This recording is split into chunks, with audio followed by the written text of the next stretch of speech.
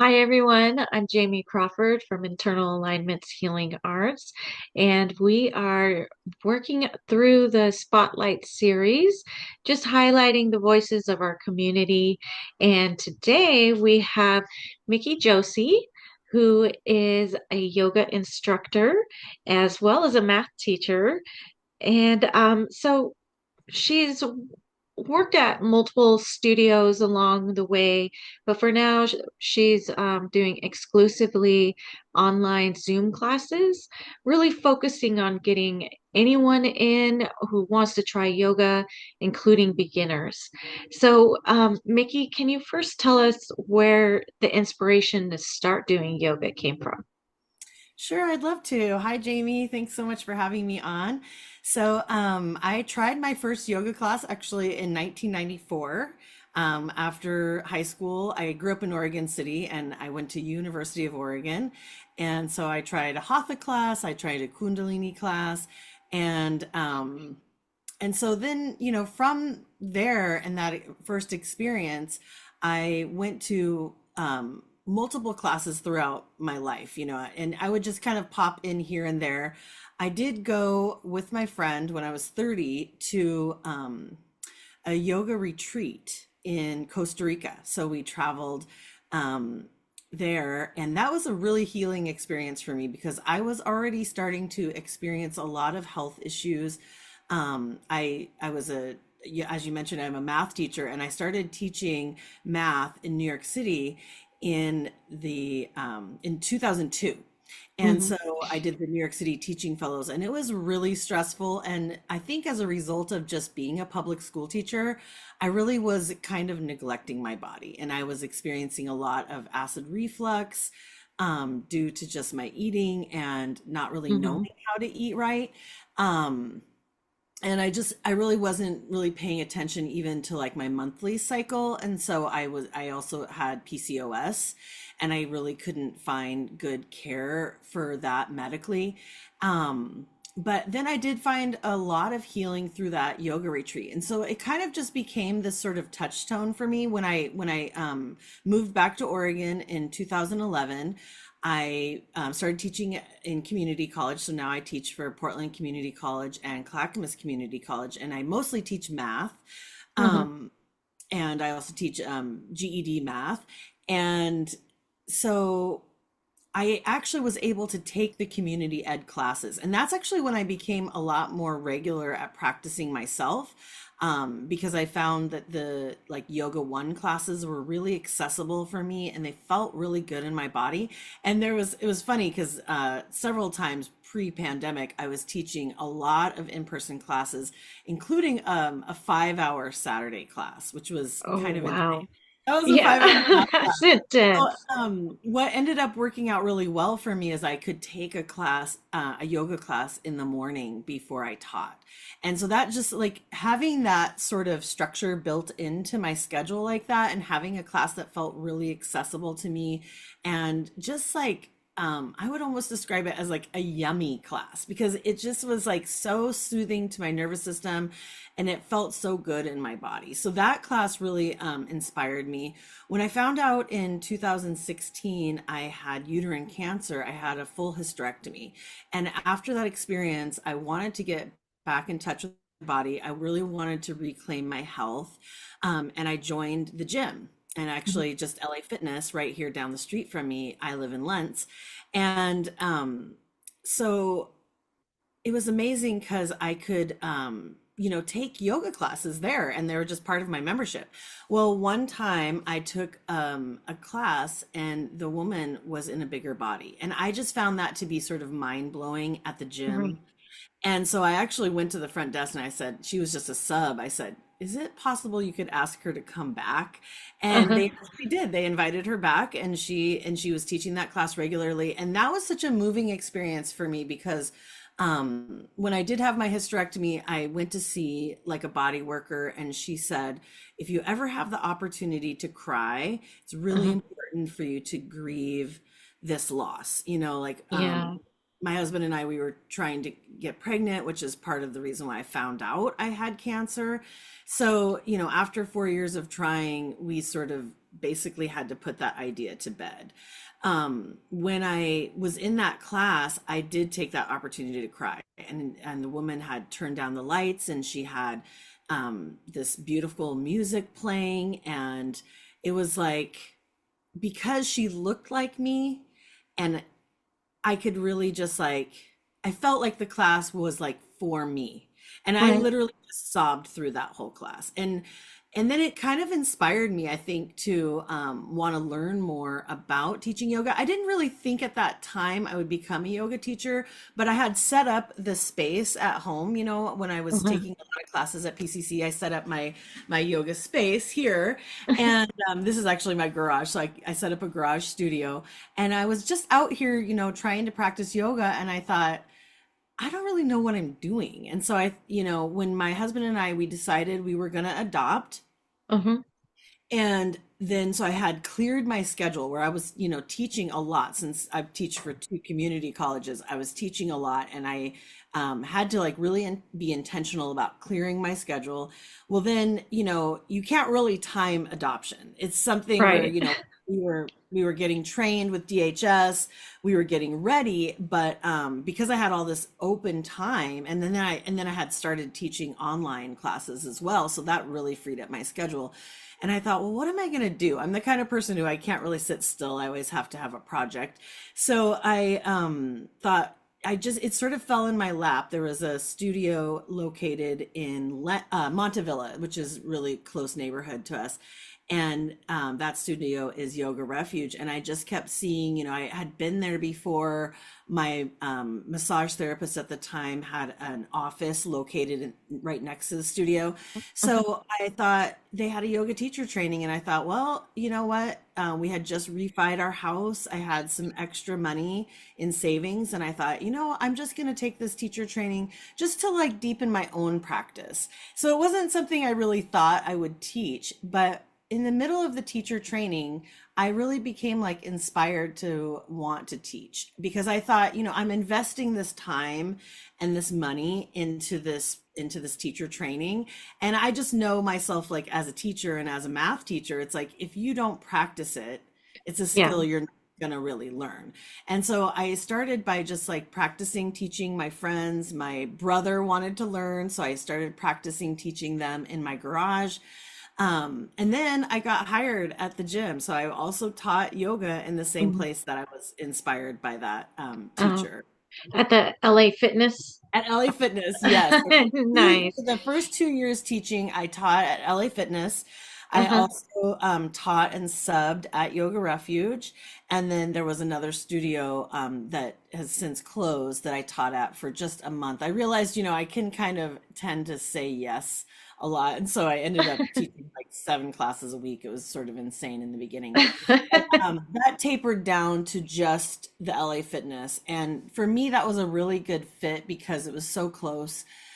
Because I could bring, friends with me to the gym. I could bring my brother, actually would come with me every Sunday morning. And it was a really big class. It's a very diverse gym, really. And Mhm. I find, now that I've taught there, like it's some place where I feel really comfortable in that Yeah. space, and being somebody I've grew up in a bigger body, I didn't always feel that way.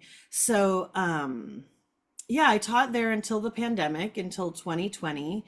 And then, of course, the gym closed due to Yeah. 2020. And then our adoption that we'd been preparing for 4 years accelerated really quickly. And we got our daughter Mhm. in May 2020. And then from there, I just kind of was teaching my friends on Zoom.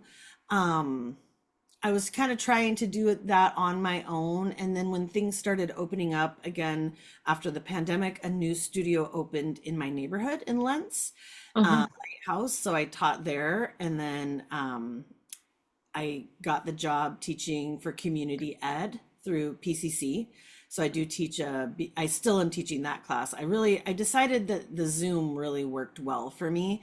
So Hmm. I teach a community, I still teach that class. It's a community ed class. That's a 10-week series. And that's one of my own brainchilds. That's yoga for beginners and everybody. And in that class, actually, we use the yoga philosophy, the yamas and the niyamas. There are 10 of them, and it's so convenient Hmm. because the class is 10 weeks. And we basically take a tour of the yamas and niyamas. And so I use a lot of quotes from this book in that class. Oh, nice, nice. So you're just a natural teacher, it sounds like. So thank you for bringing in, actual resources because I've taken yoga classes. I've actually taken a yoga class with you, and you really made me feel comfortable, especially in my body because, when I was younger, I was tiny, but as we get older, our bodies change, and it was hard to really just feel comfortable folding myself in certain ways, or stretching. And so thank you very much for that.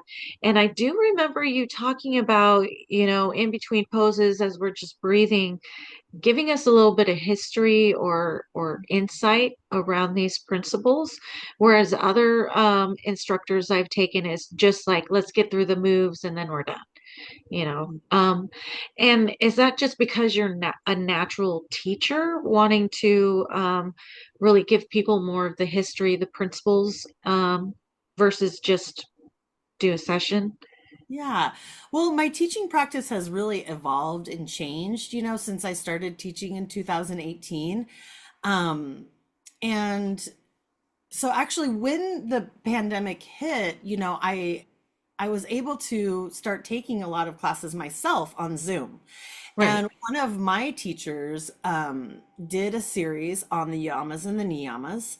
And so I took that class with her, and I realized I got very, I think, I had more time on my hands. I mean, even though we just adopted our daughter, she was 14 at the time. I still did have a lot more time on my hands because I wasn't having to go anywhere. And so Right. I started listening to the book on audio. And that was something I did during my yoga teacher training. Being a math teacher, my struggle growing up was always in reading. And I didn't really discover that I loved math until like middle school. And then it was kind of like, oh, actually, I like math. And Hmm. from there, what I've realized is if I can listen to an audiobook, it really helps me read the book. The other thing that's really nice for me, being not that much of a reader, is look how tiny this book is. This is by Deborah Adele. So what happened was I realized, it's sort of the same way I think about it in terms of my own style of teaching yoga is I don't really learn something Hmm. well unless I teach it. And that's something I try to instill in my students in math too. They say, this is something I say a lot in my classes, you retain 5% of what you see and hear, Hmm. 75% of what you do, and 90% of what you teach. So it just seemed like a natural fit when I took that class with my teacher. I realized I was like, I want to know more about these yamas and Yeah. niyamas. And I thought, you know what? I'm just going to start incorporating them in my teaching. So around 2001, or no, sorry, 2021, um, when I started teaching more on Zoom, I decided I was going to study one yama and niyama a month. And actually, Mhm. this book is really great. You can see how much I've underlined, but this book is actually really great in the sense that it's short, it's very concise, and there's so many beautiful quotes. But at the end of each chapter, it actually gives you little journal prompts. And so it actually is designed for you to do one a month. So I basically just from there every year I kind of cycled through. I would study one per month. And then when I Yeah. realized that the term at PCC for community ed is 10 weeks, I was like, well, that's actually perfect because I can do like a journey through the yamas and Mhm. niyamas I can do one per week. And so I thought that's a really nice intro. So it's just something that has helped me a lot. I think the thing to that I didn't really realize until I started yoga teacher training is that there are 10 limbs of yoga. No, sorry, 8 limbs. 8 limbs What, of yoga. And what does that mean? well, basically it means there's the yamas and niyamas Hmm. constitute 2 limbs. In fact, they're probably written in here someplace, the eight limbs of yoga. But movement is actually only one of those limbs. So we call movement is asana. Is that right? Asana. Okay. And see, I'm still always just learning too. And there's beautiful quotes about that in the book. It's like, just being a beginner, and keeping that Hmm. sort of beginner's mindset. Um, there's pranayama, which is the breath work. And then there are several others, and I actually cannot remember them all at this moment, but I'm sure they are listed in here. And so this is just a really nice guide, but essentially it's like you can think of like in Christianity, we have the Ten Commandments. Well, Okay. in yoga, we have the 10 yamas and niyamas, which are basically the ethical philosophy of yoga. So they are nonviolence, truthfulness, non-stealing, non-excess, non-possessiveness, purity, contentment, self-discipline, self-study, and surrender. Hmm. Yeah. Yeah.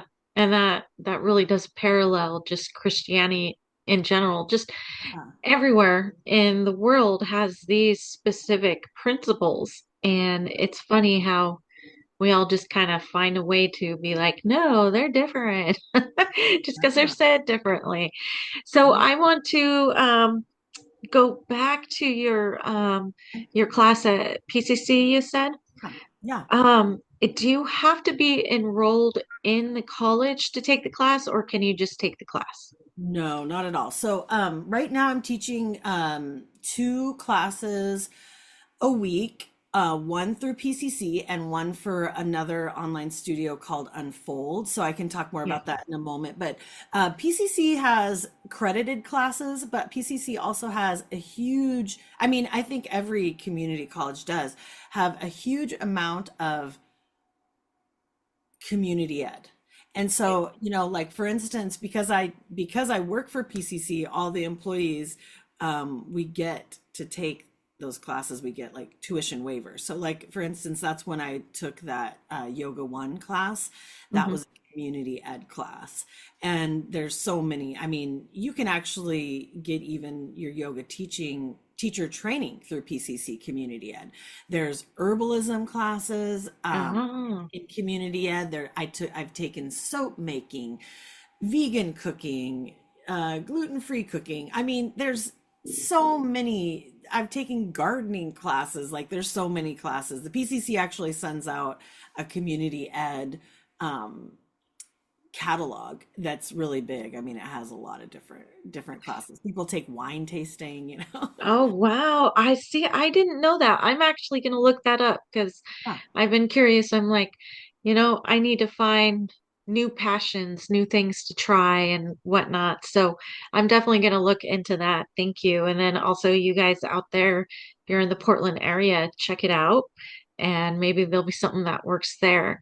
So, and It's you not mentioned, just for residents too. I mean, people can take a lot of the classes are offered on Zoom. So people can okay, actually take my yoga class. That's at 10 a.m. on Sundays. That'll start in January. And that's a 10-week class for like 139, which basically breaks down to like less than $14 per class. Yeah. dang, Sorry, that's I cut easy you off. peasy. Yeah. Um, And you can register for that class just through the PCC website? Yes. Cool. And Okay. I do have the links on my website as well. Oh, perfect. Okay. Excellent. That's good to know. So you mentioned that you're working with another studio. It's an online studio, right? Yes. So Unfold is the name of the studio, and their website, I think, is Unfold Portland. and I can't remember if it's .com, but anyway, I have that link on my website as well. So I started teaching for Unfold last year around this time. I had well, actually, it was like in January, so it'll be a year in January. Um, but I really liked their sort of take on yoga. The classes are very accessible, and I find it really nice for myself to be part of a community. One thing I really love about Unfold is similar to how in my class I'll include the yamas and niyamas. Uh-huh. At Unfold, each month they have a theme. And so, like this month, the theme is integrity. And what I think is really nice about that is that every teacher incorporates that idea in their class. So at the beginning of Mm. class, we usually have what's called a Dharma talk.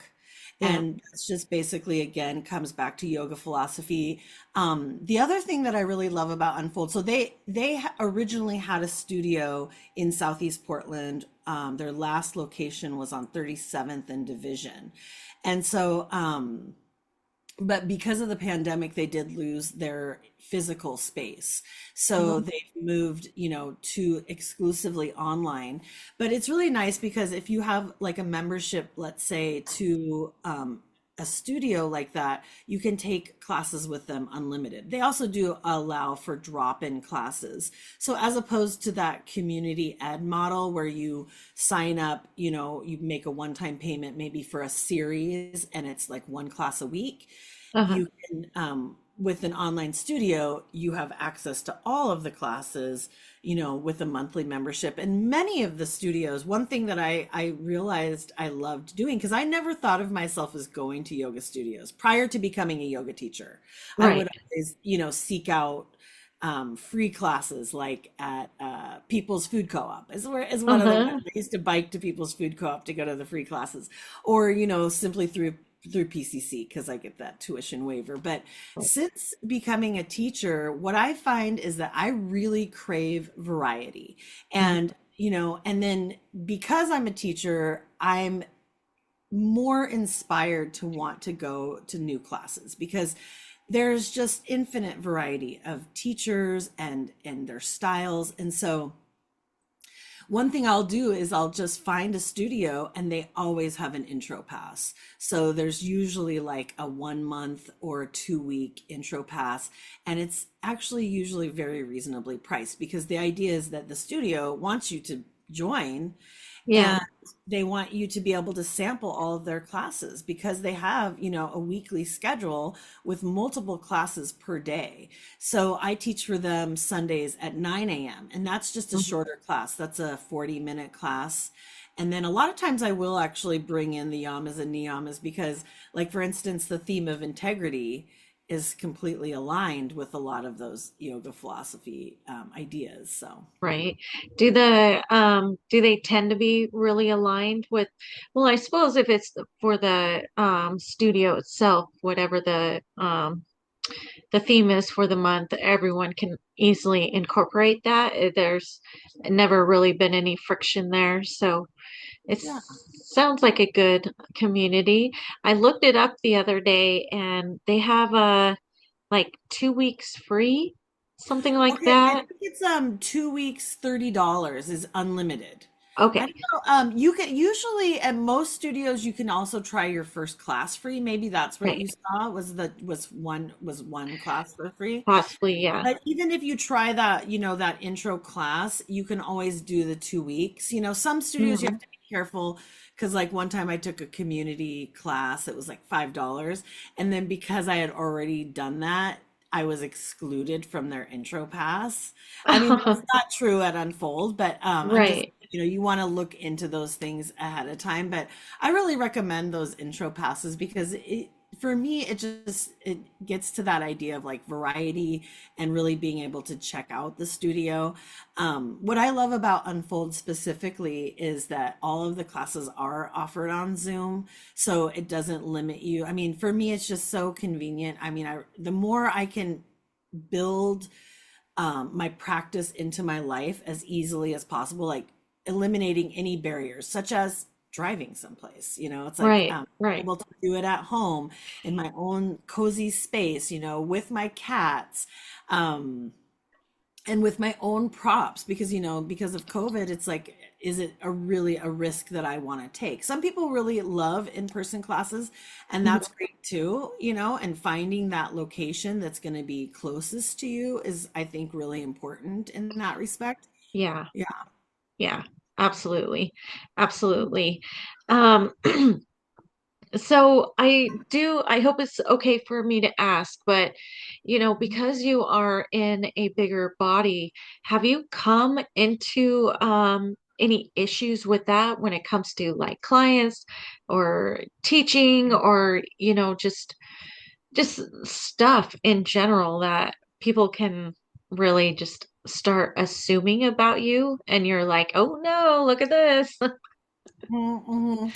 Well, I think, some of that is my own internal voice, right? Because I do have an imposter syndrome. I mean, I think, how can you really not? I mean, the more I talk Right. about that, I feel like the more it's just a common experience. And I Yeah.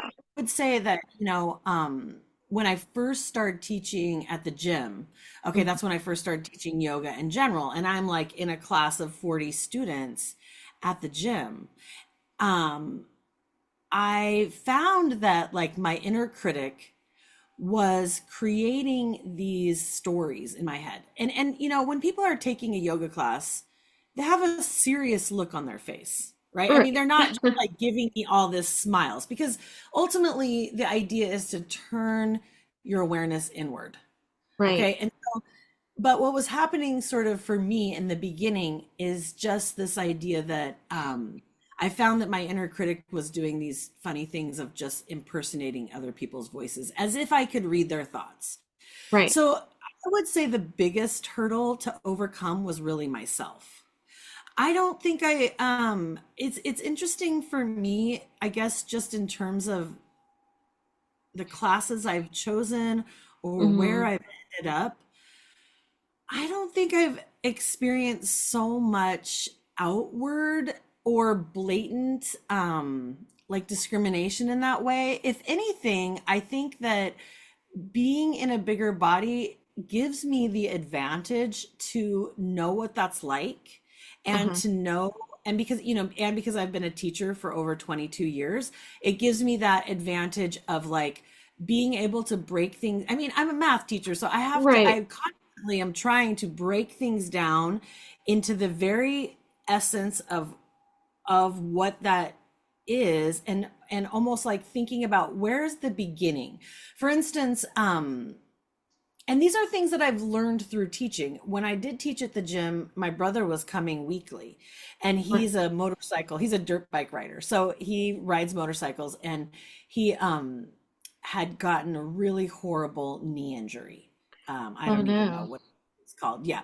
So he had to have major surgery on his knee, and he wouldn't do certain poses because Yeah. of it. And I think, in a way, I think I that's to his credit. He was Right. practicing a mindfulness of like, hey, no, it doesn't make sense. Like, I'm not going to stress my knee in that way. So it informed my teaching in the sense that it allowed me to figure out, okay, if I'm going to teach tree pose, many times I think we're pushing ourselves sometimes to a fault, to like, what do we think is the end goal, or you know what I Okay. mean? And Yeah. really, I what I've learned is like, okay, well, where could the pose begin? What is the intention behind the pose, and where could it actually begin, and what are the different benefits? And Oh, so okay. in that sense, I think that being in a bigger body myself has given me that advantage. And then it's just the same thing that I experienced, right? Hmm. Because I felt empowered by the teacher who I felt looked like me, then that class felt like it was for me. And I'm hoping that, I think representation matters. I've heard that before from my female students in my math class, that, Yeah. simply by being instructed by a woman in a math class, that it has helped them overcome their own math anxiety. And so I feel like what I'm hoping is that if I can be empowered to show Mhm. up myself authentically as I am in an honest way, like, hey, I'm here to practice with you. I'm not here to adjust you, to tell you what is right for you. Many times I've actually heard of students and even teachers and friends of mine being injured in yoga classes because of adjustments. Not to say that that's Oh, not right. For some people like right, adjustments. Some teachers enjoy giving adjustments. That's just not my forte. That's not my practice as a teacher. right. What do you mean by adjustments? Is that like the same thing as modifying the pose? That's not what I mean. I love modifications. I feel like in some ways I aspire to be the queen of props and the queen of modifications. Just thinking about how we have infinite variations of poses. What I mean by Right. adjustments is sometimes like a hands-on modification where the Okay. instructor would and that would be like in an in-person class. I couldn't really do that on Zoom now, could I? But like where an instructor would put hands on a student, and Yeah. it's not something I personally feel comfortable with. Not that that touch is a bad thing. It's not, it's something sometimes in classes I've loved that physical touch of like a foot rub or like a temple massage, or I've had like essential oils rubbed on my eyebrows, Yeah, that's like that can lovely. be lovely, but then it's just something that can be controversial. It's just not something that I feel particularly versed in. It's not, in other words, I was never instructed on how to give those I see. adjustments. Yeah. Okay. But you are the modification queen. That's amazing because, especially as we age, our aging bodies, as older women, we wake up sometimes in the morning going, wait, what's that? And trying to do a yoga practice with this weird new pain. It's helpful to have someone understand, hey, you don't have to do it perfect. You don't have to do it professionally. This is just about your individual practice. So I really appreciate that about you, very much so. Yeah. And and that helps it so you can have accessibility for anyone. Are there certain populations that tend to show up to your classes most? The I feel like, yeah, probably. I think at this point, I might attract a certain kind of student, but really it is also diverse. And one thing I do love about the class specifically that I teach at PCC is the name of it is Yoga for Beginners and Everybody. And so Uh-huh. like the idea is that I would want to be able to meet students where they're at. One thing I feel strongly about is including props. So like I have, oops, on this side, I have a chair. I'll use yoga blocks, strap, blanket. I'm on heavy duty carpet. And actually, one thing that I realized recently, I went to a class in person and I was like, ow, why is this so painful? And it's like, oh, yeah, I've been practicing at home for the last year and I'm on like double carpet with a carpet pad with a blanket. And sometimes the hardwood floor can be so painful, so it's just, if I go to a studio, I will double up on the mat. Uh-huh. I will bring my own mat, and then I will take the mats that are provided. Many studios provide props. Uh-huh. But one thing I like to try to emphasize with my students, and especially with that class that feels very much like near and dear to my heart, which is the beginners and yoga for everybody, is just that idea that it's like, you don't have to do it the same as everyone else. And I want students to feel excited and empowered that if they go to any other class besides mine, that just because the teacher doesn't necessarily offer that modification or sometimes we actually call it, because modification can be kind of like you're modifying it from its like original. Right. I might even call it a variation. Just be Mhm. as long as you know it and it's yours, you can feel empowered.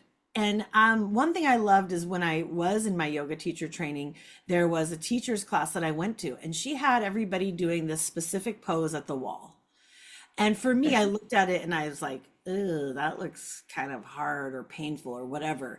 And so I laid on the floor and I felt like I could give myself the same stretch on the floor. And then the next class I took with her, she was like, she gave me credit for introducing that. She's like, "Wow, I hadn't seen that before." And so it's just like the idea that, we're always beginners, really. I mean, that would be the joy, is to always come at it with the beginner's mindset. That actually comes from the yamas and niyamas, that we could explore different variations and be willing to learn and grow within our practice and make changes, but then also feel like we're empowered enough and we have enough agency and choice in our bodies that we don't have to go and do the same thing as everyone else. If I take like a fast-paced vinyasa class, it's like sometimes it's going too fast for me. So you know what? I'm going to hang out in this forward fold. I know you guys are going to come back around and meet me, you know. Right. I try to instill in my classes just the options of choice and variation and empowerment, that use the chair if that works best for you. It's not, there's not, in other words, we're not going for a finish line.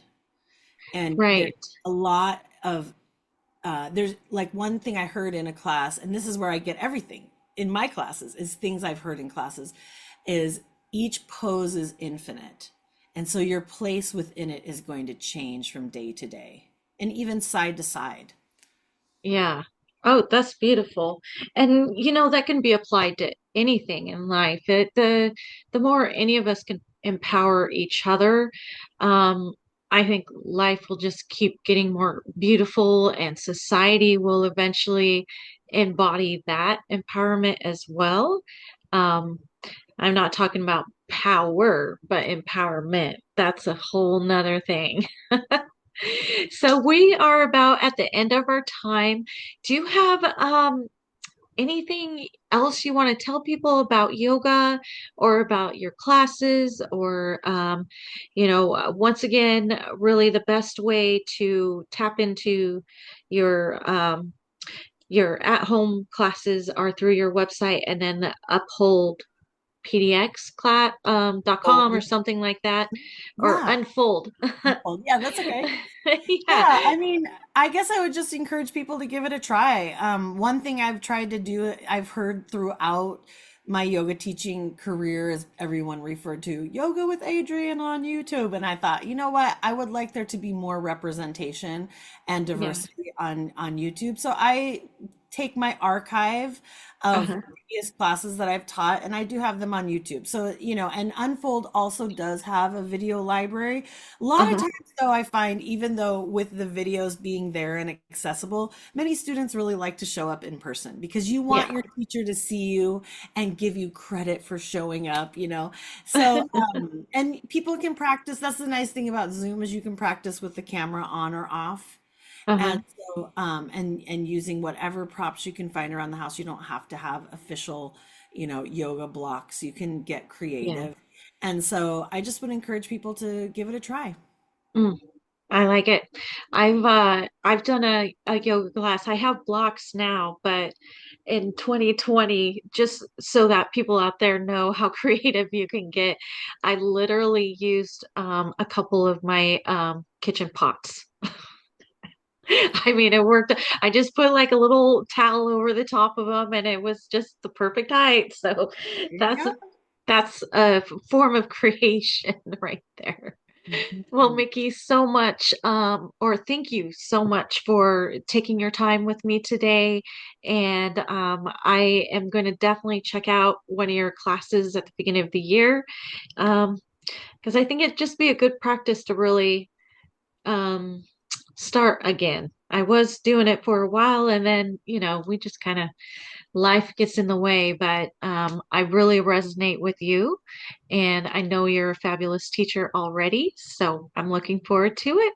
And I hope the people out there are going to check this out. You don't, of course, with online classes, you don't have to be in the Portland area. You can be anywhere in the world to still enjoy a class from Micki. So. Yay. Nice Thank to you meet. so, Yeah. so much. And you have a wonderful rest of your day. Happy holidays. And Yeah. that's that. Happy Bye, New everyone. Year.